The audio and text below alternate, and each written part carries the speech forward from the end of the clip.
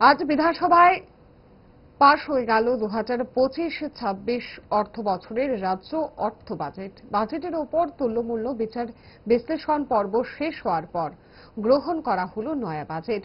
Budget বিতর্কে জবাবি ভাষণে মুখ্যমন্ত্রী ডক্টর মানিক সাহা বক্তব্য রাখতে গিয়ে বাজেটকে জনমুখী বাজেট বলে আখ্যায়িত করেন।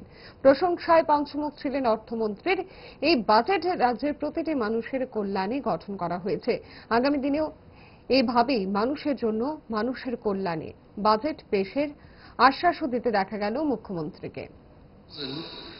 পরিকাঠামো উন্নয়ন এবং সামাজিক কল্যাণে তার ব্যয় বরাদ্দের বিষয় সমূহ, যেটা এইবারের বাজেটে আমরা সেটা দেখতে পেলাম, এবং আমি আশা করি যে আগামী বছর আরো সুন্দর বাজেট আমাদের মাননীয় অর্থমন্ত্রী সেটা পেশ করবেন এবং বোঝা যায় মর্নিং শোজ দ্যাটে এবার কিন্তু বোঝা গেছে টিপ অফ দ্য আইসবার্গ।